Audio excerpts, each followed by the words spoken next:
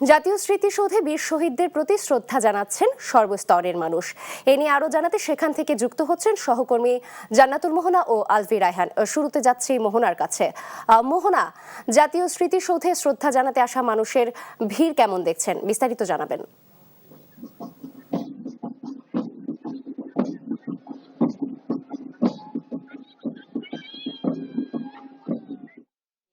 রাষ্ট্রপতি, প্রধানমন্ত্রী সহ অন্যান্য বিশিষ্ট ব্যক্তিবর্গের শ্রদ্ধা নিবেদন শেষে জাতীয় স্মৃতিসৌধে প্রবেশ করতে পেরেছে জনসাধারণ। এবং আমরা সকাল থেকে দেখছি যে বিভিন্ন রাজনৈতিক দলের ব্যক্তিবর্গ, বিভিন্ন সামাজিক সাংস্কৃতিক দলের ব্যক্তিবর্গরা এখানে উপস্থিত হয়েছেন। আমরা তাদের সাথে একটু কথা বলতে চাই, একটু কথা বলে জানতে চাই যে একটু যদি আমাদেরকে জানাতেন যে স্বাধীনতার 55 পেরিয়ে 56তে বাংলাদেশ, এই সময়ে বাংলাদেশের প্রতি বা যারা তরুণ প্রজন্ম রয়েছে তাদের প্রতি আপনার প্রত্যাশাটা কি, এবং আমাদের স্বাধীনতা কতটুকু এখনো সমুন্নত রয়েছে? প্রথম কথা হলো, আমি প্রথমেই এই স্বাধীনতা যারা আমাদেরকে এনে দিয়েছেন সেই বীর শহীদদের প্রতি শ্রদ্ধা নিবেদন করছি, তাদের আত্মার মাগফিরাত কামনা করছি। আমরা যে কথাটি বলতে চাই যে আমাদের এই স্বাধীনতা অর্জনের জন্য আমাদের একটা লক্ষ্য ছিল। সেই লক্ষ্য হচ্ছে যে আমাদের একটা গণতান্ত্রিক সমাজ প্রতিষ্ঠা, একটা টেকসই গণতন্ত্র প্রতিষ্ঠা, আমাদের শোষণ বৈষম্যহীন একটা রাষ্ট্র এবং সমাজ প্রতিষ্ঠা।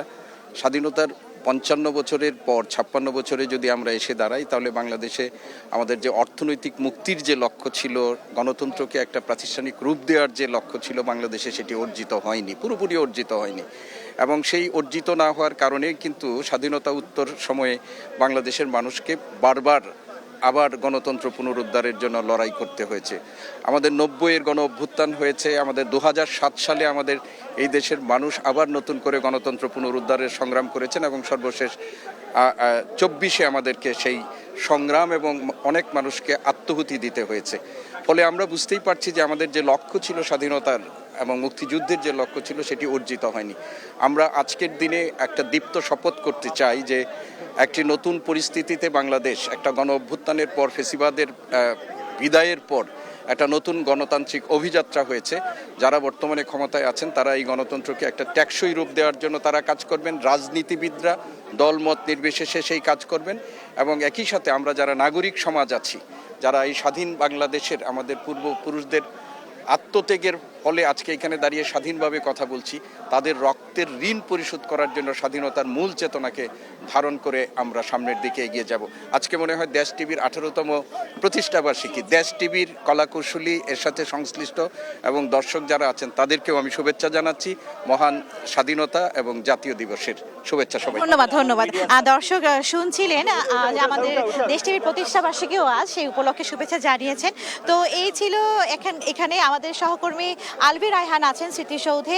আমরা সরাসরি চলে যাচ্ছি তার কাছে। আলভি। ধন্যবাদ মোহনা আপনাকে। এই আজকের 56 বছরের স্বাধীনতার দিবসের যেই উদযাপন, এটা কিন্তু সকাল থেকেই চোখে পড়ার মতো আমরা দেখতে পাচ্ছি। এখানে 1971 সালের 25শে মার্চের সেই কালো রাত্রি পার করে যেই নতুন সূর্যোদয়ের সূচনা হয়েছিল, 1971 সালের 26শে মার্চে আজকের এই দিনেই কিন্তু সেই সূচনাটি হয়েছিল। এবং সেই দিনে সেই পাক হানাদার বাহিনীদের সামনে যে বাঙালিরা তাদের বুকের রক্ত, তাজা রক্ত দিয়ে তারা যেই স্বাধীনতার সূচনা করেছিলেন, সেটা কিন্তু আজকের 56 বছর পরে আবারও এসেছে।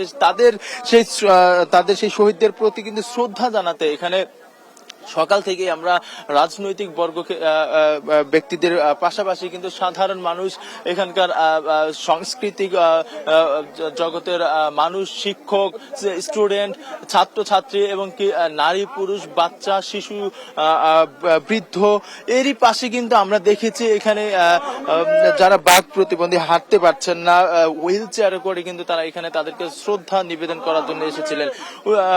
1971 সালের সেই সূচনার পরেই কিন্তু বাংলাদেশ আসলে একটি স্বাধীন বাংলাদেশের রূপান্তরিত হয়, এবং বাংলাদেশ পেয়েছিল এক লাল সবুজের পতাকা। সেই পতাকার আসলে যে গল্প, সেই বীরত্ব গাথা যেই ব্যাপারটি, সেটা কিন্তু এখন পর্যন্ত আসলে এখানকার পরিবেশ দেখলে এবং বুঝলেই বোঝা যাচ্ছে।